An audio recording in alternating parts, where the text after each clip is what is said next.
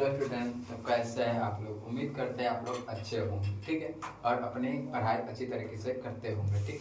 तो हम लोगों ने मानव भूगोल के मूल सिद्धांत किताब को शुरू किए थे, जिसमें से पहला चैप्टर हम लोग ने शुरू किया था। उसमें से हम लोग पढ़ रहे थे मानव भूगोल की विशेष विचारधारा के बारे में पढ़ रहे थे, ठीक है। तो उसमें से हम लोगों ने 3 विचारधारा के बारे में बात किए थे। निश्चयवाद विचारधारा या नियतिवाद विचारधारा, दूसरा था संभववाद विचारधारा और तीसरा था नव निश्चयवाद विचारधारा, ठीक है। तो हम लोगों ने 2 विचारधाराएं के बारे में पढ़ लिए हैं। आज हम लोग तीसरी विचारधारा के बारे में पढ़ने जा रहे हैं, ठीक है। आइए समझते हैं क्या किसके बारे में आज पढ़ना है आपको। नव निश्चयवाद, ठीक है। तो नव निश्चयवाद क्या था, भूगोल वेता ग्रिफिथ टेलर ने एक नई संकल्पना प्रस्तुत किया। ये इसको नव निश्चयवाद को किसने प्रस्तुत किया संकल्पना को, तो कौन है, ग्रिफिथ टेलर। कौन है, ग्रिफिथ टेलर। इस बात को ध्यान दीजिएगा, ठीक है। देखा, यह निश्चयवाद और संभववाद के बीच का रास्ता है। ये जो विचारधारा क्या है, निश्चयवाद और संभववाद के बीच का क्या है, रास्ता है, ठीक है।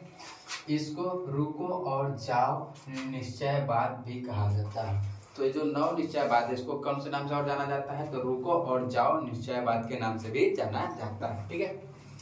इसके अनुसार मनुष्य ना तो पूरी तरह से पृथ्वी को बदल सकता है और ना ही प्रकृति पूरी तरह से मनुष्य को प्रभावित कर सकता है। ये जो नव निश्चयवाद विचारधारा है, इसमें क्या होता है, ना तो पृथ्वी पूरी तरह से मनुष्य को बदल सकता है और ना ही क्या चीज, मनुष्य पृथ्वी में को बदल सकता है, ठीक है, प्रभावित कर सकता है, ठीक है, पूरी तरह से। लिखा है, मानव केवल प्रकृति के नियमों को समझकर पृथ्वी को अपने रहने अनुसार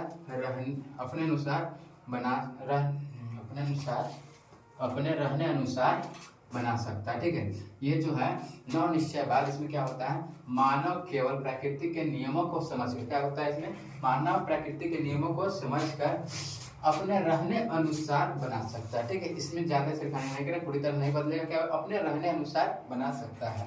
यह विचारधारा ना तो निश्चयवाद की तरह पूर्ण रूप से प्रकृति को मनुष्य के ऊपर दिखाता है। देखिए क्या होता है, हम लोग पढ़े थे ना, निश्चयवाद विचारधारा या निश्चयवाद विचारधारा। इसमें क्या था, इसमें प्राकृतिक सर्वोपरि थी और मानव उसका दास था।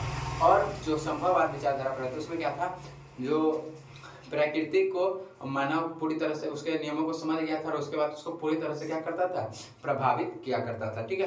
तो इसमें ऐसा नहीं है कि जो की है कि मानव आती है दास है, पृथ्वी आती सर्वोपरि, ऐसा बात नहीं है कि ये मानव समझ गया है तो पूरी तरह से उसको प्रभावित करेगा, ऐसा बात नहीं है। इसमें क्या है, बीच की रास्ता को निकाला गया है, ठीक है। तो इसमें क्या लिखा, यह विचारधारा ना तो निश्चयवाद की तरह पूर्ण रूप से प्रकृति को मनुष्य के ऊपर दिखाती है। इसमें ऐसा नहीं कि पूर्ण रूप से क्या प्रकृति ही मनुष्य के ऊपर, ऐसा की बात भी इसमें नहीं है। और ना ही संभववाद की तरह मानव को प्रकृति के ऊपर दिखाती है और ना ही संभववाद की तरह क्या प्रकृति के ऊपर मानव को दिखाता है, ऐसा बात भी नहीं है। यह इन दोनों के बीच का क्या है, रास्ता है। यह इन दोनों के बीच क्या है, रास्ता। कौन सी नीति, कौन सी विचारधारा है, तो नव निश्चयवाद विचारधारा है। जो क्या चीज, निश्चयवाद विचारधारा और संभववाद विचारधारा के बीच क्या है, रास्ता है, ठीक है। तो आज के लिए इतना ही, अब इससे आगे नेक्स्ट वीडियो में थैंक यू, ठीक है।